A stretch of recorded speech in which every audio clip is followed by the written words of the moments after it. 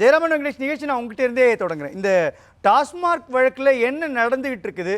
ஒரு பக்கம் நீதிமன்றத்தினுடைய படிக்கட்டுகளை டாஸ்மார்க்கும் தமிழ்நாடு அரசாங்கமும் ஏறுறாங்க. இன்னொரு பக்கம் பார்க்குறப்போ இடி தன்னுடைய விசாரணை வளையத்தை தீவிரப்படுத்துகிறாங்க. ஆக்சுவல் என்னதான் நடக்குது இதில்? டாஸ்மாக் என்பது ஒரு ஊழலின் கூடாரமாகத்தான் இருக்கிறது அப்படிங்கிறது பல ஆண்டுகளாக தொடர்ந்து பலர் பேசிக் கொண்டிருக்கக்கூடிய ஒன்றுதான், நாம் தொடர்ந்து சொல்லிக் கொண்டிருக்கக்கூடிய ஒன்றுதான். அப்படி இருக்கும் பொழுது நமக்கு ஞாபகம் இருக்கும், மார்ச் மாதம் முதல் முறையாக இடி ஒரு ரெய்டுக்கு சர்ச்சுக்கு போறாங்க. அப்பொழுது அதன் ஒரு விளைவாக அவங்க வெளிக்கொண்டு வரக்கூடிய தகவல்கள் என்ன சொல்றாங்க அப்படின்னு சொன்னா, அதில் முக்கியமாக அவர்கள் சொல்லக்கூடிய விஷயம் என்ன அப்படின்னா, பலவிதமான முறைகேடுகள், கிட்டத்தட்ட 1000 கோடி ரூபாய் அளவிற்கு முறைகேடுகளை கண்டுபிடித்திருப்பதாக முதல் கட்டம் சொல்றாங்க. அதில் ரொம்ப முக்கியமாக இந்த பாட்லிங் பிளான்ட்டுக்கு வழியாக எப்படி டிஸ்டிலரிஸ் அவர்கள் பல கோடி ரூபாய் இந்த மாதிரி சட்டவிரோதமாக ஈட்டிய பணத்தை ஃபேக் எக்ஸ்பெண்டிச்சர் கணக்கு காண்பித்து பாட்லிங் பிளான்ட் வழியாக எடுத்திருக்கிறார்கள் அப்படிங்கறதெல்லாம் கண்டுபிடித்திருப்பதாக சொன்னாங்க. இரண்டாவது, டிரான்ஸ்போர்ட்ல டாஸ்மாக் அந்த டிரான்ஸ்போர்ட் பண்ணக்கூடிய அந்த டெண்டர்கள்ல ஒரு மிகப்பெரிய ஊழல் நடப்பதற்கான வாய்ப்பு இருக்கிறது. இது பாக்ஸ் டெண்டராக இருக்கிறதுன்னு அறப்போர் இயக்கம் 2022 அந்த டெண்டர் போடப்படும் பொழுதே ஒரு குற்றச்சாட்டை எழுப்பி இருந்தோம். அப்பொழுது இல்லை இதில் எந்த விதமான முறைகேடுகளும் இல்லை என்றார்கள். ஆனால் இடி இந்த முறை என்ன கண்டுபிடித்திருக்கிறது என்றால், அந்த டெண்டரிலேயே அவர்கள் ஒருவர் தான் பல இடங்களில் போட்டி போடுகிறார். அந்த ஒருவருமே பாத்தீங்க வெற்றி பெற்றவர் ரொம்ப முக்கியமாக அந்த டிடி இஎம்டின்னு சொல்லி கொடுப்பாங்க இல்லையா, டிடி அந்த டெண்டர் டேட் முடிவதற்கு முன்பு கொடுக்கப்பட வேண்டும். டெண்டர் டேட் முடிந்ததுக்கு பிறகுதான் அந்த டிடி இருக்கு அப்படிங்கறதெல்லாம் கண்டுபிடிச்சாங்க. சோ இது போன்ற விஷயங்கள்லாம் கண்டுபிடித்த பிறகு அப்பொழுது என்ன ஆச்சுன்னா, உயர்நீதிமன்றத்தை நாடினார்கள். தமிழ்நாடு அரசும் நாடினார்கள், இன்னொரு பக்கம் டாஸ்மாகும் நாடினாங்க. அப்ப இரண்டு பேரும் அவர்கள் கேட்ட விஷயங்கள் என்ன, தமிழ்நாடு அரசுடைய கோரிக்கை சற்று வித்தியாசமானது. தமிழ்நாடு அரசுடைய கோரிக்கை என்னவாக இருந்தது அப்படின்னா, இது ஒரு பெடரலிசம் வேல்யூவை வயலேட் பண்ணக்கூடிய விஷயமாக இருக்கிறது. எங்களை கேட்டுத்தான் அவர்கள் உள்ளே வர வேண்டும், டாஸ்மாக் எல்லாம் ரெய்டு செய்கிறார்கள் என்று சொன்னால் எங்களை கேட்க வேண்டும் அப்படிங்கறதெல்லாம் அவங்க முன் வச்சிருந்தாங்க. டாஸ்மாக் தரப்பில் இருந்து ரொம்ப முக்கியமாக எங்களுடைய ஊழியர்களை, பொது ஊழியர்களை அவங்க ஹராஸ் பண்ணக்கூடாது, துன்புறுத்தக்கூடாது, துன்புறுத்துகிறார்கள் அப்படிங்கிறதும், அவர்கள் செய்த சர்ச் அண்ட் சீஷரை இல்லீகல் அப்படின்னு டிக்ளேர் பண்ணணும் அப்படிங்கிறதும் அவர்கள் உயர்நீதிமன்றத்துல கேட்டிருந்தாங்க. இந்த வழக்கு உயர்நீதிமன்றத்தில் விசாரணைக்கு வரும்பொழுதே உச்ச நீதிமன்றத்திற்கு அரசாங்கம் சென்று இது இந்த மாநிலத்தில் விசாரிக்கப்படக்கூடாது, வேறு மாநிலத்தில் விசாரிக்கப்பட வேண்டும் என்றெல்லாம் இன்னொரு வழக்கை தமிழ்நாடு அரசு போட்டாங்க. அது உச்ச நீதிமன்றம் எப்படி இந்த மாதிரி ஒரு கோரிக்கை எல்லாம் எடுத்துட்டு வரீங்க, ஹைகோர்ட் முதல்ல விசாரிக்கணும், உடனே அவங்க வித்ட்ரா பண்ணிட்டாங்க. அந்த வித்ட்ரா பண்ணிட்டு உயர் நீதிமன்றம் ஃபைனலா ஆர்டர் பாஸ் பண்றாங்க. இந்த 3 வழக்குகளையும், அதாவது டாஸ்மாக் போட்ட 2 வழக்குகள், ஹராஸ் செய்யக்கூடாது, அதாவது துன்புறுத்தக்கூடாது மற்றும் சர்ச் அண்ட் சீஷரை இல்லீகல்னு டிக்ளேர் பண்ணணுங்கிற 2 வழக்குகளையும், தமிழ்நாடு அரசு போட்ட ஒரு வழக்கு, அதாவது தமிழ்நாடு அரசு போட்ட வழக்கு என்னன்னா, பெடரலிசம் வேல்யூ எங்களை கேட்டுதான் வர வேண்டும். அப்ப உங்களை கேட்டுதான் வரணும் அப்படின்னா அதுவே ஒரு ரெய்டு வரதுக்கு முன்னாடி சொல்ற மாதிரி ஆயிடுதே, அப்போ அது எவிடன்ஸ் எல்லாம் டிஸ்ட்ராய் பண்றதுக்கான ஒரு ஏதுவாக இருந்து விடுமே அப்படின்ற கேள்விகள் எல்லாம் எழுப்பப்படுகிறது. அதனால் அது ப்ரொசீஜர் படி அந்த மாதிரி எந்த இடத்திலும் சொல்லிவிட்டு தான் வர வேண்டும் என்பதெல்லாம் இல்லை அப்படிங்கிறது ஏற்கனவே சுப்ரீம் கோர்ட்டுடைய வழக்குகள் எல்லாம் நிர்ணயம் செய்தாகிவிட்டது. ரூல்லையும் அப்படிதான் இருக்கு, அந்த ரூலோட இன்டர்பிரேஷன் அப்படிதான் இருக்குன்னு சொல்லிட்டு 3 வழக்குகளும் டிஸ்மிஸ் செய்யப்பட்டிருக்கிறது.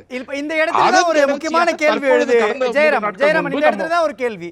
ஒரு பக்கம் இந்த டாஸ்மார்க்கினுடைய விவகாரத்தில் இடி நடத்தக்கூடிய இந்த ரைடு தொடர்ச்சியாக நடந்துகிட்டு இருக்கிறதும் ஒரு பின்னணி. இன்னொரு பக்கம் பார்க்கிறப்போ இது தொடர்பான நீதிமன்றத்தினுடைய விவகாரங்கள்லையும் தமிழ்நாடு அரசாங்கம் போயிட்டு திரும்ப வராங்க. நீங்கள் குறிப்பிட்டது மாதிரி உயர்நீதிமன்றத்தில் ஒரு வழக்கு நடக்குது, அதில் ஒரு தீர்ப்பு வருது, அது உச்ச நீதிமன்றத்துக்கு போகிறப்போ உச்ச நீதிமன்றம் நீங்கள் உயர்நீதிமன்றத்திலே பார்த்துக்கலாமே அப்படின்னு சொல்கிறாங்க. உயர்நீதிமன்றத்துக்கு வந்தவுடனே டாஸ்மார்க்கே இந்த கேஸை நடத்துவாங்க, நாங்கள் இதில் வரல, எங்களுடைய நிலைப்பாட்டை நாங்கள் பின்னாடி சொல்கிறோன்னு சொல்கிறாங்க. இந்த 2 புள்ளிக்கும் தொடர்பு இருக்குதா? ஒரு பக்கம் இடியினுடைய விசாரணை தீவிரப்படுறதும், அதற்கு எதிராக இப்போ மேல்முறையீடுக்கு உச்சநீதிமன்றத்துக்குள்ளே போகிறதுக்கு இந்த 2 புள்ளியும் ஏதாவது இடத்துல ஒன்றிணைதா, கனெக்ட் ஆகுதா? இதுல ரொம்ப முக்கியமாக கேட்கப்படக்கூடிய கேள்வி என்றால், தமிழ்நாடு அரசு இதில் ஏன் இவ்வளவு பதட்டப்படுகிறது அப்படிங்கிற ஒரு மிக முக்கியமான கேள்வி எழுகிறது. ஏனென்றால் இது போன்ற ஒரு ஊழல் குற்றச்சாட்டு, நான் மீண்டும் சொல்கிறேன், டாஸ்மாகில் உதாரணத்துக்கு நான் ஒரு 6 மாதம் முன்பாக செப்டம்பர் மாதம் 2024 கூட டாஸ்மாகில் நான் அடிப்படையாக ஒரு கேள்வி கேட்டிருந்தேன். என்னன்னா, நீங்கள் எந்தெந்த கேசுகளை, எவ்வளவு கேசுகளை எந்தெந்த டிஸ்டிலரியிடம் இருந்து நீங்க வாங்குகிறீர்கள், இது பொதுமக்கள் அனைவரும் தெரிந்து கொள்ள வேண்டியது, அவங்க வெப்சைட்லயே போட வேண்டியது. ஆனால் இந்த டிஸ்டிலரியுடன் இருக்கக்கூடிய இந்த ஊழல்கள் தான் இன்று விசாரணையுடைய ஒரு மையப்புள்ளியாக கூட இருக்கிறது அப்படிங்கறத நம்ம பாக்குறோம். இல்ல, இது எந்த புள்ளியில ஜெயராம் வெங்கடேஷ் சொல்றார்? ஊழல்னு சொல்ற அளவுக்கு இதுல முகாந்திரம் இருக்குதா? ரகசியம். ஆமாம், இது நம்ம என்ன புரிஞ்சுக்கணும், லஞ்ச ஒழிப்புத்துறை ஏற்கனவே போட்ட ஊழல் வழக்குகளின் பெயரில் தான் இன்னைக்கு இடி வந்திருக்கிறாங்க. இடி ஒரு பிரெடிக்ட் அஃபென்ஸ் இல்லாம வர முடியாது. இடி உயர் நீதிமன்றத்தில் தெள்ள தெளிவாக ஏற்கனவே ஊழல் தடுப்பு சட்டத்தின் செக்ஷன் 7 செக்ஷன் 13 கீழ் லஞ்ச ஒழிப்புத்துறை பதியப்பட்ட வழக்குகளின் மீதுதான் நாங்கள் அந்த பணம் எங்கு சென்றுள்ளது என்பதை பார்க்கத்தான் நாங்கள் வந்துள்ளோம் என்பதையும் அவர்கள் தெரிவித்துள்ளார்கள். அந்த வழக்குகள் என்னெல்லாம் அப்படிங்கிறது இன்று வரை ஒரு மர்மமாக இருக்கிறது. அது அவங்களும் சொல்லல, இவங்களும் சொல்லல, அது மர்மமாவே இருவரும் வைத்திருக்கிறார்கள் ஒரு பக்கம். ஆனால் இன்னொரு பக்கம் என்னன்னா, இந்த கேஸ்கள் யாரிடம் எவ்வளவு வாங்குறாங்க வெளிப்படைத்தன்மை இல்லை, வர்த்தக ரகசியம் டாஸ்மாக் மறைச்சு வைக்கிறாங்க.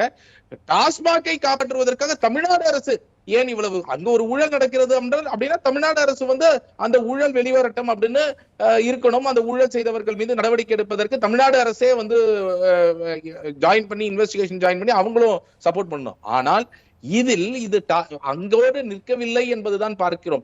அதற்கு மேலாக இப்ப சமீபத்தில் வரக்கூடிய விசாகன் அவர்கள், எம்டி அவர்களை இடி அழைத்து சம்மன் செய்திருக்கிறது, நீண்ட விசாரணை செய்யப்பட்டிருக்கிறது. செய்தி எல்லாம் அவர் யாரோ ஒருவருடன் சேட் செய்தாருங்கிறதெல்லாம் செய்திகள்ல வெளிவருது. இதெல்லாம் எந்த அளவிற்கு உண்மை அப்படிங்கிறது வரக்கூடிய நாட்கள்ல தான் நமக்கு தெரிய வரும். ஆனால் அந்த மாதிரி வேறு ஒருவர் எக்ஸ்ட்ரா கான்ஸ்டிடியூஷனல் அத்தாரிட்டி கிட்ட இருந்து அவர் இன்ஸ்ட்ரக்ஷன் எடுக்கிறாரு, எந்தெந்த கேசுகள் எங்கெங்க எந்தெந்த நிறுவனத்துக்கிட்ட இருந்து வாங்கணும், என்னென்ன மாதிரியான கிக் பேக்ஸ், இந்த மாதிரி விஷயங்கள் எல்லாம் உள்ளுக்குள்ள நடக்குது அப்படிங்கிற இன்வெஸ்டிகேஷன் எல்லாம் நடக்க வேண்டும். அப்ப இந்த மாதிரி விஷயங்கள் எல்லாம் வரக்கூடிய நாட்கள்ல வெளிவரும்.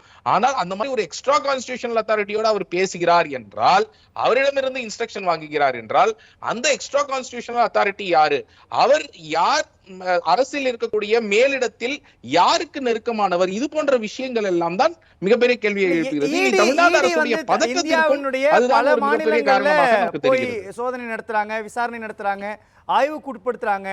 இடி மேல இருக்கக்கூடிய நம்பகத்தன்மையே கேள்விக்குள்ளாக கூடிய நிலையில் இருக்கிறப்போ இடி இந்த டாஸ்மாக் விவகாரத்துக்குள்ள ஒரு வழக்கை தொடுக்கிறாங்க, அதுக்குள்ள ஒரு விசாரணை நடக்கிறதுன்றத அரசியலா பார்க்கலாமா? அரசியல் புள்ளிக்குள்ள இருந்து தான் இந்த டாஸ்மாக் விவகாரத்துல ஈடி செயல்படுதா?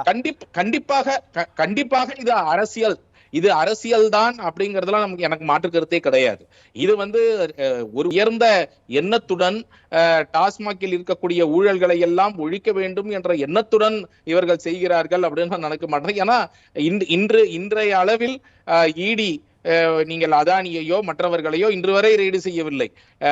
உதாரணத்துக்கு முன்னாள் அதிமுக அமைச்சர்கள் எவ்வளவோ பேர் மேல எஃப்ஐஆர், எங்களுடைய கம்ப்ளைண்ட்ல எஃப்ஐஆர் இருக்கு, முன்னாள் அமைச்சர் வேலுமணி உட்பட அவர்கள் எல்லாம் மீதெல்லாம் இடி செல்லவில்லை, ரெய்டு செல்லவில்லை. சோ அவர்கள் யாரை செய்கிறார்கள், எந்த மாதிரியான விஷயங்களை போய் ரெய்டு செய்கிறார்கள் என்பதில் கண்டிப்பாக அரசியல் இருக்கிறது. அதில் எந்த விதமான மாற்று கருத்தும் இருக்க முடியாதுன்னு நான் நினைக்கிறேன். ஆனால் பேசுறப்போ ஒரு விஷயத்தை சொல்றீங்க ஜெயராம் வெங்கடேஷ், ஏன் இந்த டாஸ்மாக் விவகாரத்துல தமிழ்நாடு அரசாங்கம் இவ்வளவு பதட்டமா இருக்குதுன்னு சொல்றீங்க இல்லையா? ஆனால் முன்னாள் அமைச்சர் செந்தில் பாலாஜிட்ட இந்த சம்பந்தமா கேட்கிறப்போ எந்த வழக்கினுடைய அடிப்படையில் இந்த விசாரணை நடக்குதுன்னு கூட தெரியல அப்படின்னு நிதானமான பதில் தானே சொல்றாரு. இதுல எந்த புள்ளியில தமிழ்நாடு அரசாங்கம் பதட்டமா இருக்குன்னு சொல்றீங்க? இல்ல, அவர்களுடைய செயல்பாடுகள்ல நான் பாக்குறேன். அவர்கள் உயர் நீதிமன்றத்தில் ஒரு தமிழ்நாடு அரசு போய் உயர் நீதிமன்றத்தில் தொடுத்த வழக்காக இருக்கட்டும், இந்த மாதிரி இடி வருவதற்கு வரக்கூடாது என்று சொல்வதாக இருக்கட்டும், அதன் மீது உச்ச நீதிமன்றத்துல போய் ஒரு வழக்கை தொடுத்து அதை வித்ட்ரா பண்ணதாக இருக்கட்டும், இப்ப மீண்டும் இதன் மீது அப்பீல் போறது, இன்னைக்கு அப்பீல் போறது அவங்களோட ரைட், அதை நம்ம மறுக்க முடியாது. ஆனால் நாம் கடந்த சில நாட்களாக பார்த்து வரக்கூடியது, உதாரணத்துக்கு ஈவன் லஞ்ச ஒழிப்புத்துறை மேலேயே இந்த எஃப்ஐஆர்கள் எல்லாம் மூட வேண்டும் என்ற ஒரு அழுத்தம் இருப்பதாக நான் கேள்விப்படுகிறேன். இந்த பிரெடிகேட் அஃபென்ஸ் எல்லாம் மூடப்பட வேண்டும் என்பதை நான் ஒரு கேள்வியும் எழுப்ப விரும்புகிறேன். எதற்காக சந்தோஷ்குமார் அவர்கள் எல்லாம் இன்று டிரான்ஸ்பர் செய்யப்பட்டார் ஜாயிண்ட் டைரக்டர் திடீரென்று அப்படிங்கிற கேள்விகள், ஏப்ரல் மாதத்தில் டிரான்ஸ்பர் செய்யப்பட்டார் என்ற கேள்விகள் எல்லாம் கூட இன்றைக்கு இருக்கிறது.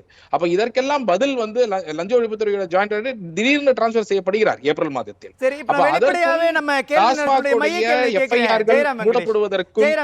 என்ன நோக்கம் இருக்குது? தமிழ்நாடு அரசாங்கம் இந்த டாஸ்மார்க் வழக்குல மேல்முறையீடு செய்யறதுக்கான பின்னணி என்ன காரணம்? எதுக்காக செய்யறாங்க?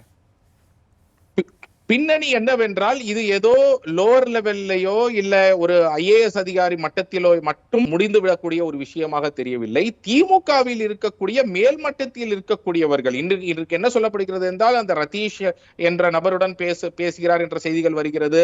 அவர் உதயநிதி அவர்களுக்கு நெருக்கமானவர் என்றெல்லாம் செய்திகள் வருவதை நாம் பார்க்கிறோம்.